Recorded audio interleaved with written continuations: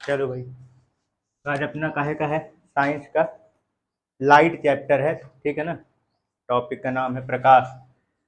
तो सबसे पहले तो ये बताओ कि प्रकाश के बारे में क्या क्या जानते हो, कि प्रकाश कहाँ रहता है। हाँ, लाइट एक रे है। चलो लाइट की प्रॉपर्टी पूछ रहा हूँ, ठीक है ना। अपन थोड़ा सा लाइट की प्रॉपर्टी वगैरह, प्रकाश के गुण वगैरह थोड़ा सा समझ लेते हैं। सबसे पहला क्वेश्चन ये है कि लाइट है क्या, बोलो। हाँ, क्या बता दीजिए भाई। Light is a form of invisible energy हाँ which produces the sensation of sight। बिल्कुल सही, मतलब कहने का मतलब ये है कि लाइट एक प्रकार की एनर्जी है। क्या है? लाइट एक प्रकार की क्या है? एनर्जी है। सबसे पहले तो ये ध्यान रखना, क्लियर, ठीक है ना। अब अगर एनर्जी की बात आती है तो एनर्जी इसमें थोड़ा सा ये रहता है कि एनर्जी जो होती है वो किस किस फॉर्म में होती है इसमें। तो पहले तो लाइट किस फॉर्म में होती है अगर वो पता चल जाए तो अपन वहाँ से एनर्जी भी बता सकते हैं, उसका मतलब इक्वेशन वगैरह समीकरण वगैरह बने हैं, फॉर्मूला, ठीक है ना। तो कैसे निकालेंगे, देखो जो लाइट है इसको वेव नेचर का भी माना जाता है, वेव यानी तरंग, और इसको पार्टिकल नेचर का भी माना जाता है, यानी कि कण। कहा जाता है कि जो लाइट है, जो प्रकाश है, वो डुअल नेचर का होता है, मतलब वो पार्टिकल की तरह भी बिहेव करता है, यानी कण की तरह भी बिहेव करता है, और वेव की तरह भी बिहेव करता है। वेव जानते हो ना, तरंग। इमेजिन करने के लिए ऐसे सोच लो, जैसे मान लो एक रस्सी है, उसको क्या करो, एक तरफ से बांध के और उसको ऐसे हिलाओ ऊपर नीचे, तो वो इस तरीके से जाता है, ऐसे ऐसे।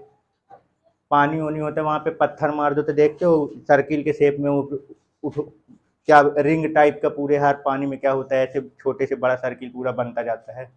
वो एक प्रकार का वेव है, तरंग। वेव कहते किसको हैं, मतलब कि वेव जो होता है वो एक तरीका होता है एनर्जी को एक जगह से दूसरी जगह ले जाने के लिए, ठीक है ना। तो वो जिस जिस बिहेव के साथ वो एनर्जी को क्या है आगे ले जाता है, उसी बिहेव के हिसाब से वेव का नाम रख दिया जाता है। तो अभी अपने को ज़्यादा डिटेल नहीं समझना है, बस इतना जान लो कि जो लाइट होता है वो वेव की तरह भी बिहेव करता है, तरंग की तरह भी व्यवहार करता है, और पार्टिकल डुअल नेचर होता है इसमें, ठीक है ना। क्या होता है इसमें? डुअल नेचर होता है। तो अगर मान लो पूछ लिया जाए वेव की तरह बिहेव करता है तो इसकी एनर्जी जो होगी वो कैसी होगी, है तो ये एक प्रकार की एनर्जी, ठीक है ना। तो अगर वेव की तरह बिहेव कर रहा है तो इसकी एनर्जी जो दी गई है, एनर्जी का फॉर्मूला वो दिया गया है एच म्यू। क्या दिया गया है? H mu, equal to H mu, ठीक है ना। तो ये है क्या, एक्चुअली में ये वेव की फ्रीक्वेंसी है। ये क्या है? वेव की फ्रीक्वेंसी। तरंग का ये क्या दे रखा है? आवृत्ति। अब थोड़ा सा इसको समझो ये है क्या। जैसे मान लो साइकिल है, ठीक है ना, साइकिल चला रहे हो आप। साइकिल का जो पहिया है वो क्या हो रहा है, वेव जो होता है वो ऐसे चलता है, ये इस तरीके से चलता है, ऐसे ऐसे।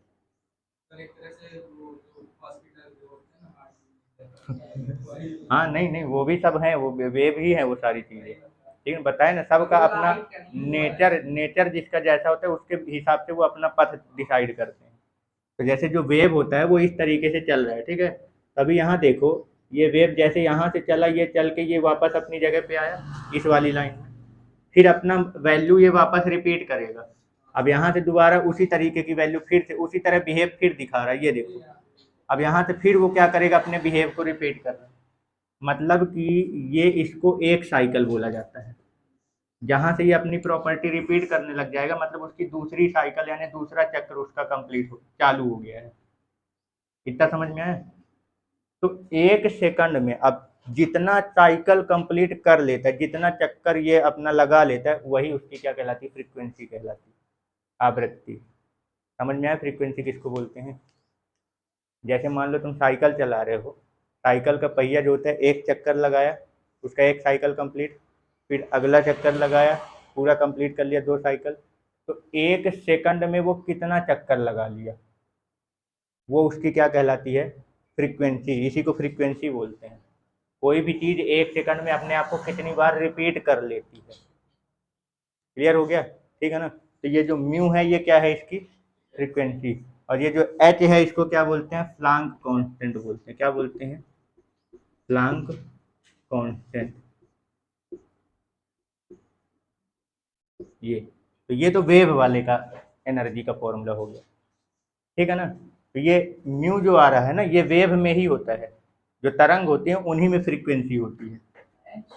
ये एच प्लांक कांस्टेंट है ये, ठीक है ना। इन्होंने प्लांक ने जो है उन्होंने ये इक्वेशन बनाया था, तो उन्होंने अपने नाम के हिसाब से उसका कांस्टेंट रख दिया, ठीक है ना, क्लियर। और अगर पार्टिकल की तरह बिहेव करता है, तो पार्टिकल के लिए आइंस्टाइन ने क्या दिया था, इसको प्लांक ने दिया था, और आइंस्टाइन ने अपने एक इक्वेशन दिया था, E equal to M C का स्क्वायर, ये सुने होंगे, है ना। तो ये m क्या है, मास। भाई कोई पार्टिकल अगर होगा तो सीधी सी बात है, बिना मास का कोई भी पार्टिकल हो ही नहीं सकता। अगर पार्टिकल वर्ड यानी कण शब्द यूज कर रहे हो तो इसका मतलब उसके पास मास है। अब मास के फॉर्म में एनर्जी का फॉर्मूला E इक्वल टू होता है एम सी का स्क्वायर। तो ये क्या है, ये क्या है, मास पार्टिकल का, ठीक है ना।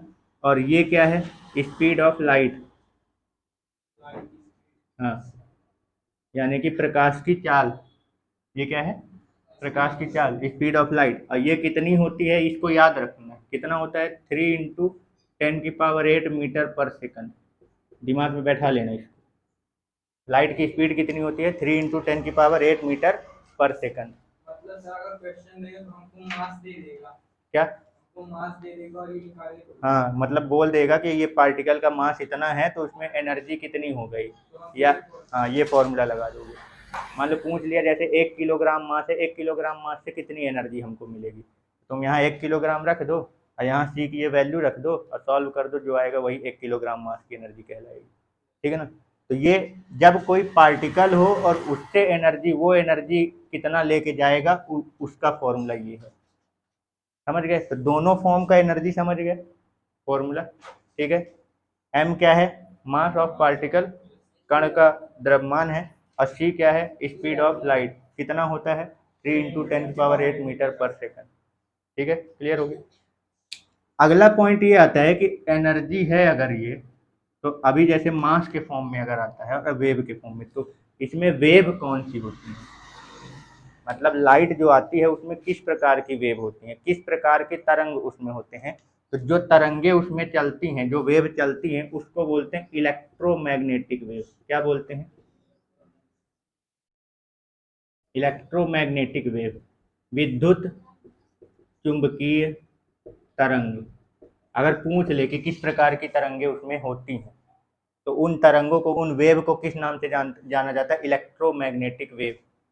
तो इलेक्ट्रो वर्ड किसके लिए है, इलेक्ट्रिक शब्द के लिए। ये जो लाइट वगैरह होता है ना, तो चार्ज से आता है, चार्ज जो होते हैं वो इलेक्ट्रिक फील्ड बनाते हैं। अब मैग्नेटिक शब्द तो जानते ही होगे, मैग्नेट यानी इसमें दोनों का प्रॉपर्टी होता है। जो लाइट आ रही है उसमें इलेक्ट्रिक का भी प्रॉपर्टी होता है, विद्युत का भी गुण होता है, और साथ ही साथ उसमें मैग्नेट यानी चुंबक का भी प्रभाव आपको उसमें मिलेगा, यानी दोनों साथ में चलती हैं ये लाइट में, समझ गए। तो किस प्रकार की वेव इसमें होती हैं, इलेक्ट्रोमैग्नेटिक वेव, ठीक है, क्लियर हो गया। अब पार्टिकल की जब बात की जाए, जैसे पार्टिकल भी पार्टिकल की तरह बिहेव करता है ना, तो पूछा जाता है लाइट में कौन से पार्टिकल पाए जाते हैं जो एनर्जी को लेके जा रहा है। लाइट एक प्रकार की एनर्जी है, ठीक है ना, मतलब उसमें एनर्जी भरी हुई है। यहाँ पे एनर्जी को कौन लेके जा रहा है, इलेक्ट्रोमैग्नेटिक वेव के फॉर्म में अगर बात की जाए। अब पार्टिकल के फॉर्म में बात किया जाए तो ऐसे उसमें किस प्रकार के पार्टिकल होते हैं, या उस पार्टिकल को क्या कहते हैं जो उस एनर्जी को लेके जा रहा है, तो उसको बोलते हैं फोटोन। कौन सा पार्टिकल होता है लाइट में, फोटोन, फोटोन, ठीक है ना, ये कण का नाम है। मतलब जो लाइट होती है, जो आती है, प्रकाश होती है, वो किन कणों से मिलकर बना होता है, फोटोन से। और इसी में क्या होती है, एनर्जी भरी होती है। तो ये दोनों की साथ, हाँ, समझ गए, कोई कंफ्यूजन यहाँ पे, ठीक है। पहले इसको करो, देखो कि लाइट की प्रॉपर्टी ये पढ़े ना कि लाइट में जो वेव होता है वो कौन सा वाला होता है, इलेक्ट्रोमैग्नेटिक। तो जो इलेक्ट्रोमैग्नेटिक वेव होते हैं, यानी कि जो विद्युत चुंबकीय तरंगे होते हैं, इनको एक जगह से दूसरी जगह जाने के लिए किसी भी प्रकार का कोई भी मीडियम की जरूरत नहीं पड़ती। मीडियम मतलब समझ रहे हो, जैसे मान लो अगर साउंड है, साउंड आवाज़, तो आवाज़ को एक जगह से दूसरी जगह तक जाने के लिए मीडियम, माध्यम की ज़रूरत पड़ेगी। अगर मैं यहाँ पे एयर के पार्टिकल एकदम हटा दूँ ना, एकदम इसको मतलब वैक्यूम कर दूँ, वैक्यूम मतलब समझ रहे हो, इस कमरे से एयर के पार्टिकल भी जो एयर इसके बीच में है उसको भी क्या कर दो, हटा दो, कुछ भी ना रहे, तो मैं यहाँ से जो बोलूँगा ना वो तुमको नहीं सुनाई देगा। क्यों? क्योंकि हमने बीच का मीडियम क्या कर दिया, हटा दिया। तो जो लाइट होता है ना, तो लाइट को एक जगह से दूसरी जगह तक जाने के लिए किसी मीडियम की ज़रूरत नहीं पड़ती, मतलब वो स्पेस में भी क्या कर सकता है, ट्रेवल कर सकता है। आई बात समझ में? क्लियर हो गया? इसको ध्यान रखना है, ये सब प्रॉपर्टी है, वो प्रॉपर्टी क्या रखनी पड़ती है, ध्यान रखनी पड़ती है, ठीक है ना। तो इलेक्ट्रोमैग्नेटिक लाइट में मैंने क्या बोला, कौन सा वेव होता है, यानी जो प्रकाश होती है वो कौन सी तरंगों से बनी होती है, इलेक्ट्रोमैग्नेटिक वेव। और ये वेव ऐसी होती है कि इनको किसी भी मीडियम की ज़रूरत नहीं पड़ती है। तो इसका मतलब क्या हुआ कि जो लाइट है वो कहीं भी क्या, स्पेस में भी क्या कर सकता है, ट्रेवल कर सकता है। ये स्पेस, या आप इसको वैक्यूम भी बोल सकते हो। वैक्यूम मतलब जहाँ किसी कोई भी मीडियम ना हो, ना एयर हो ना कुछ भी हो, ठीक है ना, तो में भी क्या कर सकता है, ये ट्रेवल कर सकता है। मीडियम है तो उसमें तो करेगा ही, कोई दिक्कत नहीं है, ठीक है ना। लेकिन अगर मीडियम जहाँ ना हो, ठीक है ना, तो ये लाइट क्या कर सकता है, उसमें भी क्या कर सकता है, वो ट्रेवल कर सकता है, ठीक है ना। तो ये प्रॉपर्टी क्लियर हो गई, ठीक है, कोई डाउट? चलो एक बारे में, लाइट जो होती है ना, प्रकाश जो होती है, इसमें कलर भी क्या है, ये अपने अंदर रखता है। मतलब कलर की जो होती है, तो ये कलर इसमें क्या रहती है, कंबाइंड रहती है, ठीक है। मतलब कि जो लाइट होती है 7 प्रकार की उसमें कलर होती हैं, तो वो कलर भी जो होती है ना, वो एक प्रकार की एनर्जी ही होती है। बस उनका जो वेव जो होता है, जैसे जो बताया ना, लाइट जो होती है वो उसमें काफ़ी सारे वेव होते हैं। तो जो कलर वाले होते हैं तो उनका वेव जो होता है वो क्या होता है, अलग अलग रेंज का होता है। जैसे कोई वेव बड़ा है तो किसी का वेव क्या है, छोटा है, तो उसके हिसाब से उनका कलर डिसाइड होता है। तो इतना ध्यान रखो कि लाइट जो होती हैं तो वो क्या रखती है, लाइट में कलर जो होती हैं वो क्या रहती हैं, कंबाइंड रहती हैं, मिक्स फॉर्म में। जैसे मिक्स फॉर्म में रहती हैं तो सब वाइट एक साथ मिल जाते हैं, सब वाइट कलर की दिखती हैं। और जैसे ही वो किसी, जैसे देखे होगे कभी ना कभी तो घटना सामने घटी होगी, पेंसिल वेंसिल कभी भी, पेन पेन वगैरह जो कांच वाली होती है, उसको कभी देखे होगे कि अगर कभी भी गलती से धूप उसमें पड़ी होगी तो आगे देखे होगे कलर आ गया होगा। या कभी प्रिज्म देखे होगे, प्रिज्म जो होती है कांच का एक मतलब कि टुकड़ा हो, उसमें से अगर वो पास हो, आर पार हो जाता है तो उसमें भी वो कलर क्या कर देता है, दिखा देता है। और इसका सबसे अच्छा एक एग्जांपल देख सकते हो, इंद्रधनुष, रेनबो। वो रिफ्लेक्ट उसको नहीं बोलते हैं, वो क्या करते हैं, डिस्पर्स बोलते हैं उसको, डिस्पर्सन होना कहते हैं। ठीक है, ये सब घटनाएं आगे हैं, सब पढ़ेंगे। मतलब बता आ रहा हूँ कि जो लाइट होती है उसमें कलर भी क्या होता है, कंबाइन रहते हैं, मिक्स फॉर्म में क्या होती है, उसमें कलर भी रहते हैं, ठीक है। तो वो जो कलर होता है वो भी एक प्रकार का क्या है, एनर्जी ही है। अब वो भी एनर्जी वेव के फॉर्म में ही है। तो अलग अलग प्रकार के कलर का वेव जो होता है वो क्या होता है, अलग अलग होता है। क्लियर हो गया? तो अभी तो अपना लाइट की प्रॉपर्टी पढ़ रहे हैं, तो क्या क्या चीज़ें हैं शॉर्ट शॉर्ट में अभी इसको समझते जाते हैं, ठीक है। तो लाइट में जो होती है वो कलर क्या रहती हैं, कंबाइंड रहती हैं, मतलब मिक्स फॉर्म में। अब मिक्स फॉर्म में सब इकट्ठा रहते हैं इसलिए वो वाइट दिखता है। लाइट हमको पहले वैसे कलर नहीं दिखता। जब वो वेव कलर वाली, जब वेव क्या होंगी, किसी घटना की वजह से अलग होंगी, तब तुमको उनके अलग अलग कलर क्या होंगे, विजिबल होंगे, दिखेंगे। इसका सबसे अच्छा एग्जांपल आप बरसात के दिन में रेनबो का देख सकते हो, इंद्रधनुष जो बनता है, देखते हो उसमें 7 कलर जो होती हैं वो कितनी होती हैं, 7 ठो होती हैं। वो कौन कौन सी होती हैं, विबग्योर। कौन सी होती हैं, विबग्योर। विबग्योर मतलब पहला वायलेट है, दूसरा इंडिगो है, ठीक है ना, ये ब्लू है, ये ग्रीन है, ये येलो है, ये ऑरेंज है और ये रेड है। ये 7 कलर जो रहती हैं वो क्या रहती हैं, कंबाइंड रहती हैं लाइट में। आ गया समझ में? कोई डाउट? ठीक है, चलो अगला प्रॉपर्टी क्या है, जो लाइट होता है ना, इसकी स्पीड जो होती है वो क्या होती है, बहुत ही ज़्यादा होती है, बहुत ही हाई स्पीड से ये चलता है, ठीक ना। बाकी स्पीड तो याद ही कर चुके हो कि लाइट की स्पीड कितनी होती है, 3 × 10⁸ मीटर पर सेकेंड, ठीक है, ये है। और क्या प्रॉपर्टी है, और कोई जानते हो प्रॉपर्टी लाइट वेट के बारे में?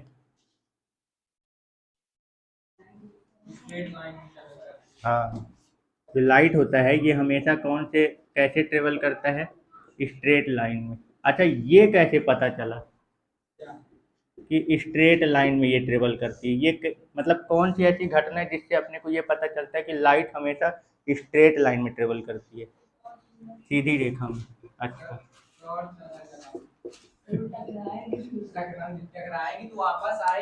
हाँ, देखो चलो इधर देखो, इधर देखो।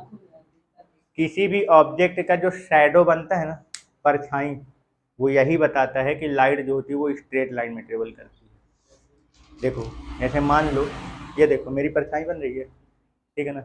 ये लाइट आ रही है, ये लाइट जब क्या हो रही है, मेरे ऊपर पड़ रही है, तो इसका मतलब अब उधर ब्लैक पड़ गया, मतलब लाइट जो है वो आगे नहीं गई है मेरे से, ठीक है ना? दिखाए के बात नहीं कर रहे हैं ना, आंखों में आती है। बोल रहा हूँ कि लाइट जो है अपने मेरी बॉडी में पड़ी, लाइट मेरी बॉडी में पड़ी और बॉडी से आगे नहीं गई ना। अगर ये कैसे, ये किस चीज को बता रहा है कि लाइट स्ट्रेट में? अगर मान लो लाइट मुड़ सकती है तो फिर वो मेरे से टकरा के मुड़ के आगे चली जाती है। बात समझ में आ रही है क्या बोल रहा हूँ? लाइट जो है वो स्ट्रेट लाइन में, लाइट के सामने तुम कोई भी ऑब्जेक्ट लाओ तो ये लाइट इस पे पड़ेगी, और अगर लाइट इसके आर पार नहीं जा पा रही है तो इसके पीछे उसकी परछाई बन जाएगी। तो यही बता रहा है कि वो स्ट्रेट लाइन में ही मूव करता है। अब अगर मान लो कि लाइट, मान लो ऐसे एग्जांपल के लिए मान के चलते हैं कि लाइट जो है मान लो मुड़ सकती है, तो यहाँ से टकरा के ऐसे मुड़ के फिर आगे चली जानी चाहिए। तो मेरी इस ऑब्जेक्ट की जो परछाई है, शैडो जो है वो वहाँ पे फिर नहीं बनता। समझ में आया कि कौन सी घटना से हमको ये पता चलता है कि लाइट जो होती है वो कैसी जाती है? स्ट्रेट लाइन में, ठीक है ना?